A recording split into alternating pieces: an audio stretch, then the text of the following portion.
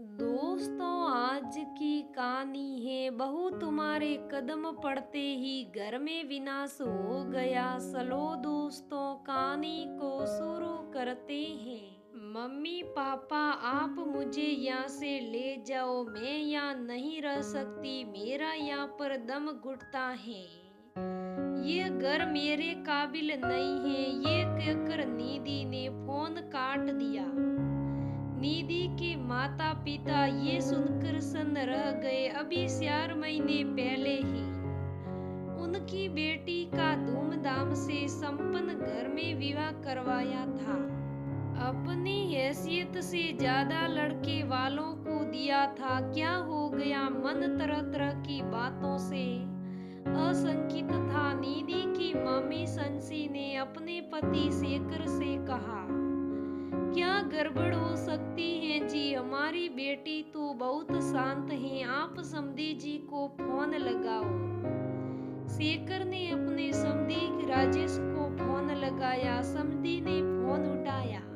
Hello Rajesh ji, क्या हो गया? अभी निधि का फोन आया था, रो रही थी। सब ठीक तो है ना? ससुर राजेश ने कड़क आवाज में कहा, हम हाथ जोड़ते हैं। ले जाइए अपनी राजकुमारी को। हम उसको अब और नहीं रह सकते हैं। हमें ऐसी बहू नहीं चाहिए। और ये कहकर फोन कट कर दिया। राजेश और शशि तुरंत अपनी बेटी के घर निकल पड़े। बेटी के घर पहुंचकर वहां देखा तो बेटी निधि कमरे में रो रही थी। 4 महीने पहले जिस बेटी को हंसी खुशी विदा किया था, वह आज उदास थी। सेहरा लटका था। बेटी की हालत में देखकर रुआ से हो उठे और उन्हें रोष भी आ रहा था।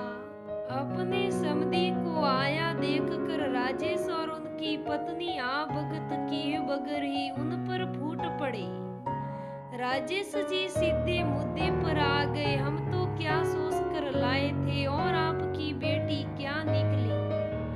आपने उसको क्या यही संस्कार दिए हैं? उसको बेटी बना के रखा था। उसको इतना भी नहीं पता कि सास ससुर और पति से कैसे बात की जाती है। ये उसका ससुराल है। ये कोई इसका मायका नहीं। संतोष दिन भर काम करती रहती है और ये महारानी की तरह से बैठी रहती है। तभी समदन संतोष बीच में बोल पड़ी, हमने क्या कमी छोड़ी है? हमने तो इससे कहा है कि जितना हो सके उतना काम करो। कोई जोर जबरदस्ती नहीं है, पर कम से कम अपने पति से तो बना के रखे। हमारे खानदान में और भी बहुएं हैं, पर ऐसी बहू कहीं नहीं दिखी। कोई जिम्मेदारी नाम की चीज ही नहीं है। आपकी बेटी के अंदर ये संस्कार दिए हैं आपने उसे।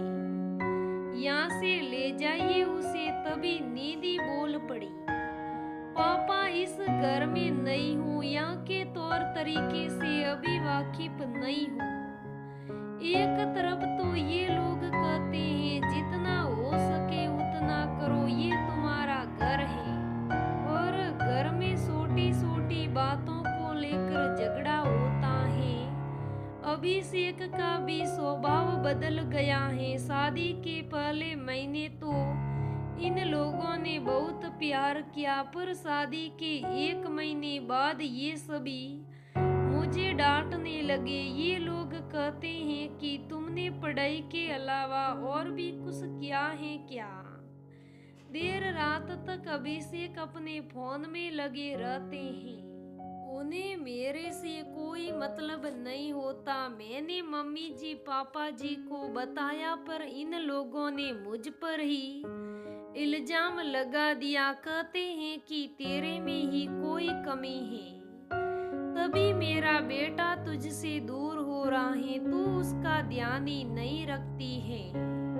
हर वक्त अपने बेटे की तरफदारी करते हैं। ये लोग कहते हैं कि जब से मेरे कदम इस घर में पड़े हैं तब से सब गलत हो रहा है।